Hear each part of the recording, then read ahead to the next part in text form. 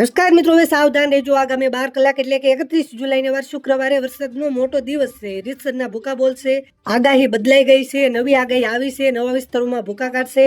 વિડીયોમાં તમે પાવાગઢના દ્રશ્યો જોઈ રહ્યા છો, જ્યાં મૂસલાધાર વરસાદ તૂટી પડ્યો છે.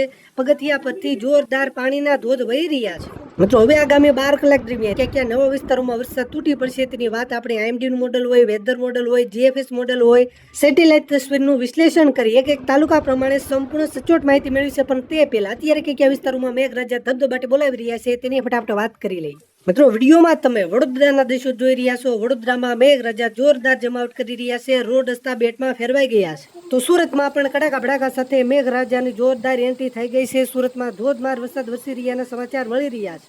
સુરતના ઉમરપાડાના દ્રશ્યો જોઈ રહ્યા છો, જ્યાં ધોધમાર વરસાદના કારણે ઘોડાપુર જેવી સ્થિતિ સર્જાય છે.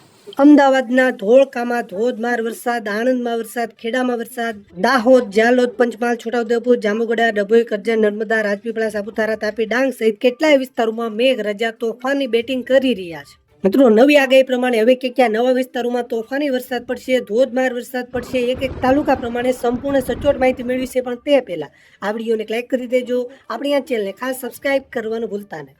તો મિત્રો, હવે ખાસ સમજો મિત્રો, શરૂઆત આપણે મધ્ય ગુજરાતના વિસ્તારોથી કરીએ. મધ્ય ગુજરાતમાં ખાસ કરીને અમદાવાદમાં આગામી 12 કલાક દરમિયાન વરસાદનું રેડ એલર્ટ જાહેર કરાયું છે. એટલે કે અતિ ભારે વરસાદ વરસી શકે, જેમાં અમદાવાદ શહેરના વિસ્તારો હોય, દાસપ્રોયના વિસ્તારો હોય, ધોળકા, ધંધુકા, બાવળા, સાણંદ, વિરમગામ, દેત્રોજ, રામપુરા અને માંડલ સહિત કેટલાક વિસ્તારોમાં મધ્યમથી ભારે વરસાદ, અમુક વિસ્તારોમાં અતિ ભારે વરસાદ વરસી શકે.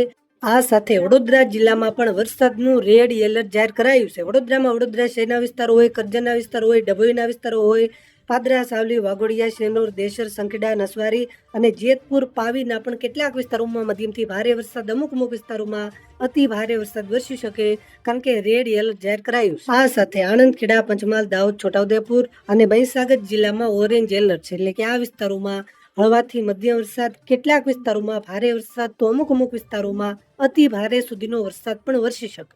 દક્ષિણ ગુજરાતના વિસ્તારોની વાત કરીએ તો દક્ષિણ ગુજરાતમાં સુરત જિલ્લામાં પણ રેડ એલર્ટ જાહેર કરાયું છે.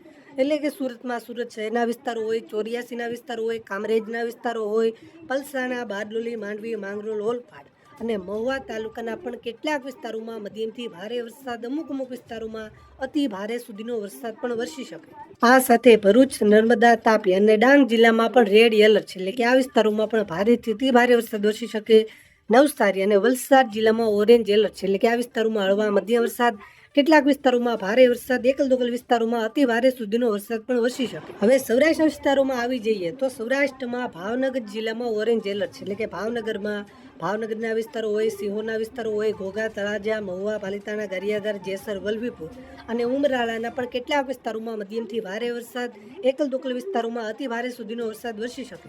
આ સાથે સુરેન્દ્રનગર, રાજકોટ, બોટાદ અને અમરેલી જિલ્લામાં પણ ઓરેન્જ એલર્ટ છે. એટલે કે આ વિસ્તારોમાં પણ મધ્યમથી ભારે વરસાદ, એકલ દોકલ વિસ્તારોમાં અતિ ભારે વરસાદ વરસી શકે. સૌરાષ્ટ્રના બાકીના વિસ્તારો મોરબી, જામનગર, દેવભૂમિ, દ્વારકા, પોરબંદર, જુનાગઢ અને ગીર સોમનાથ જિલ્લામાં યલો એલર્ટ છે.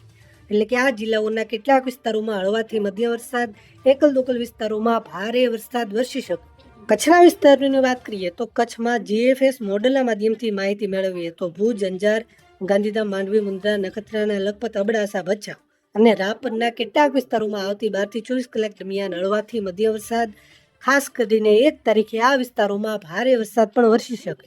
હવે ઉત્તર ગુજરાતના વિસ્તારોમાં આવી જઈએ તો ઉત્તર ગુજરાતમાં ખાસ કરીને ગાંધીનગર જિલ્લામાં ઓરેન્જ એલર્ટ છે. એટલે કે ગાંધીનગર જિલ્લાના કેટલાક વિસ્તારોમાં ભારેથી અતિ ભારે સુધીનો વરસાદ પણ વરસી શકે.